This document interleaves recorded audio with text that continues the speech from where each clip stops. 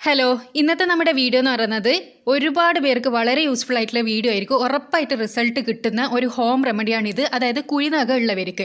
കുഴിനകം സാധാരണ അധിക പേരിലും കാണുന്ന ഒരു കാര്യമാണ്. അത് സ്വതവേ വരാറുള്ളത് എങ്ങനെയാണെന്ന് വെച്ചാൽ അതൊരു ഫംഗൽ ഇൻഫെക്ഷനാണ്. അത് സ്വതവേ വരുന്നത് ഈ ചളിയിലെല്ലാം പണിയെടുക്കുന്നത്, അതേപോലെ സോപ്പ് വെള്ളം അധികം തട്ടുന്നവർക്കൊക്കെയാണ് വരാറ്. എല്ലാതെയും അത് വരാം. അതായത് നമ്മുടെ വിരലിൻ്റെ ആ ഒരു സൈഡിലുള്ള നഖം മുറിഞ്ഞു പോയാലെല്ലാം അതിൽ ബാക്ടീരിയയും ഫംഗസ് എല്ലാം കയറി ഈ ഒരു പ്രശ്നം വരാറുണ്ട്. അപ്പോൾ അതിനെ മാറ്റാനുള്ള ഒരു ഒറ്റ മൂല്യമാണിത്. അപ്പോൾ ഇതെങ്ങനെ തയ്യാറാക്കാന്നുള്ളത് നമുക്ക് നോക്കാം. ആദ്യം വേണ്ടത് ഒരു ചെറുനാരങ്ങയാണ് കേട്ടോ. ഈ ചെറുനാരങ്ങ നമുക്ക് നേർപകുതിയായിട്ട് മുറിച്ചെടുക്കാം. നേർപകുതിയായിട്ട് മുറിച്ചെടുക്കുന്നില്ല, അതിൻ്റെ മേൽഭാഗം മാത്രം ചെത്തിയെടുക്കുകയും ചെയ്യാം കേട്ടോ. ഇനി ഇതിൻ്റെ നീര് ഞാൻ ഇതിലേക്ക് പിഴിഞ്ഞ് വെച്ച് കൊടുക്കുകയാണ്. കംപ്ലീറ്റ് പിഴണ്ട, പക്ഷേ 1/4 ഭാഗം നീരും പിഴിഞ്ഞ് മാറ്റി വെക്കുക. അത് നിങ്ങൾക്ക് വേറെ എന്തെങ്കിലും ആവശ്യത്തിന് വേണ്ടിയിട്ട് യൂസ് ചെയ്യാവുന്നതാണ്. കുറച്ച് ഒരു 1/4 ഭാഗം നീര് മാത്രം ഞാൻ ഇപ്പം ബാക്കി വെച്ചിട്ടുണ്ട്. അതിനുശേഷം ഇതിങ്ങനെ ഒന്ന് ആക്കിയെടുക്കുക. ഇനി നമുക്ക് ഇതിലേക്ക് മെയിനായിട്ട് ഒരു 2 സാധനം കൂടി ആഡ് ചെയ്യാനുണ്ട്. എല്ലാവരുടെ വീട്ടിലും എപ്പോഴും അവൈലബിൾ ആയിട്ടുള്ള സാധനമാണ് ഇത് 3ഉം. അപ്പോൾ കുഴിനകമുള്ളവർ ഇതൊന്ന് ട്രൈ ചെയ്ത് നോക്കുക കേട്ടോ.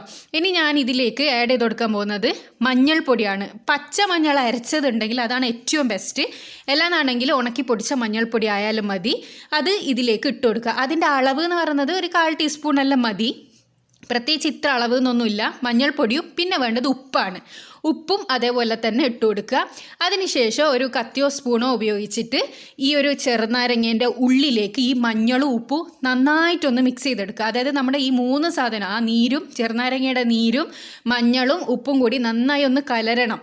അതിന് വേണ്ടിയിട്ടാണ് ഇങ്ങനെ നന്നായിട്ട് ഒന്ന് മിക്സ് ചെയ്തെടുക്കുന്നത്. അതിനുശേഷം ഇത് മിക്സ് ചെയ്തെടുത്തതിന് ശേഷം എന്താ ചെയ്യേണ്ടതെന്ന് വെച്ചാൽ നല്ല കഴുകി വൃത്തിയാക്കുക. കുഴിനകം നന്നായിട്ടൊന്ന് കഴുകി വൃത്തിയാക്കുക. അതിനുശേഷം തുടച്ചതിന് ശേഷം ഇതുപോലെ ഒന്ന് ഇട്ട് കൊടുക്കുക. അത് നിങ്ങളെ കാൽമേലായാലും കൈൻ്റെ മേലെ ആയാലും ഇതുപോലൊന്ന് വെച്ച് കൊടുക്കുക. അപ്പോൾ ഇത് ഞാൻ പറഞ്ഞല്ലോ, ഇത് 2 ഭാഗം നേർപകുതിയായിട്ട് മുറിച്ചെടുത്താൽ നമ്മളിവിടെ ഒരു തുണി കെട്ടി കൊടുക്കേണ്ടി വരും. അത് നമ്മൾ കറക്റ്റായിട്ട് നിൽക്കാൻ വേണ്ടിയിട്ട്. മേൽഭാഗം മാത്രം ചെത്തിയെടുക്കുക എന്നാണെങ്കിൽ ചിലപ്പോൾ നമ്മുടെ കയ്യിലേക്ക് അത് നന്നായിട്ട് ഇങ്ങനെ നിൽക്കും. അതായത് ഹാഫ് പകുതി അല്ലാണ്ട് മേൽഭാഗം മാത്രം ചെത്തിയെടുത്താൽ ഒരു ചെറിയ ഹോള് മാത്രമാണല്ലോ ഉണ്ടാവും. അപ്പോൾ അത് വീണു പോകാണ്ട് നിൽക്കാൻ സാധ്യതയുണ്ട്. അപ്പോൾ ഇത് നിങ്ങൾക്ക് രാവിലെ രാത്രി എപ്പം വേണമെങ്കിലും ചെയ്യാം. രാത്രി ആണെങ്കിൽ നിങ്ങൾ ഇതിങ്ങനെ കെട്ടി വെച്ച് കിടന്നാൽ മതി.